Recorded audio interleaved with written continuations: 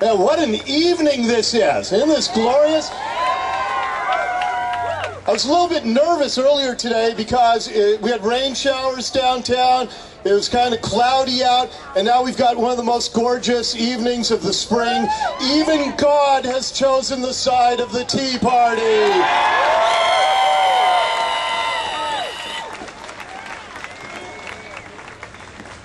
Hey, did any of you see President Obama throw out the first pitch at that baseball game last night? You know, as I was watching that, you know, they asked him if he would throw out the first pitch, and he said, "Yes, we can." And he showed up at the stadium, and he looked like a president, man. I mean, he looks good. He's tall, and he's thin. And he walks out there, and he's looking good and confident.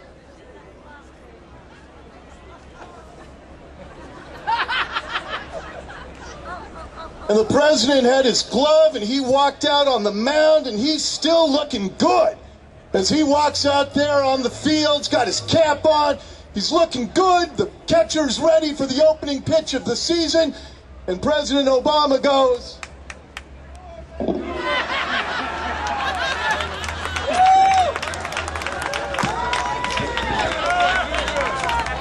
It was one of the most pathetic things I'd ever seen in my entire life. And I thought, what a great metaphor for this presidency. What a great metaphor for this administration. He sounds good. Yes, we can. Health care for all. Won't raise taxes under $250K. He sounds great. He looks great. But when it's time to deliver for the American people, this president cannot find the plate.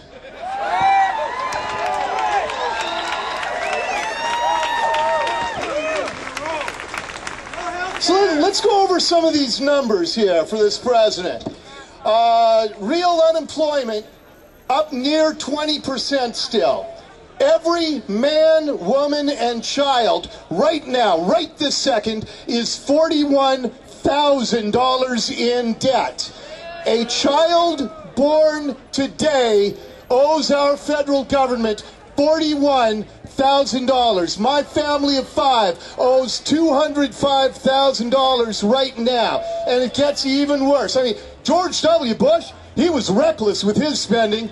$400 billion his last year, but then Barack Obama comes along and shatters that record, quadruples our previous record deficit in this country, $1.6 trillion deficit.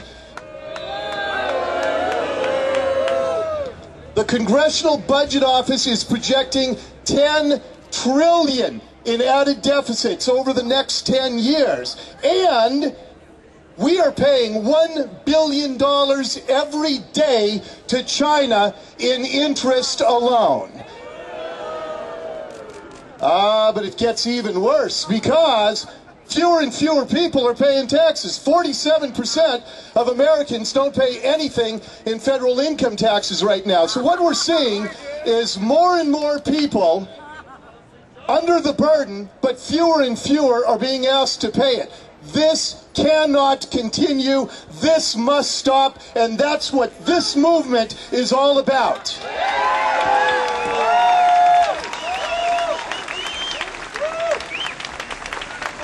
By the way, I saw a poll this week. 47% of the people in this country don't pay taxes. 45% say the amount they pay is about right. I'm wondering who the 2% are who don't pay anything and they think they're still taxed too much.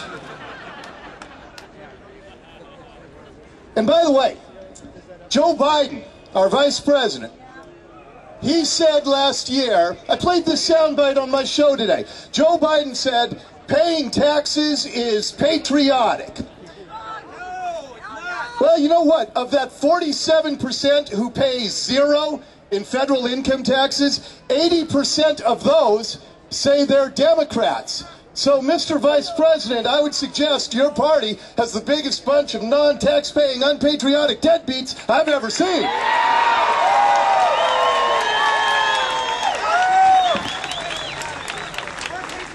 So we have much higher taxes on fewer and fewer people. We are moving wealth from the private sector to the government sector. We are taking it from the people who create jobs and create wealth, and we are moving it to the people who are money grabbing and job choking in the public sector. And again, this cannot continue. And here's my fear.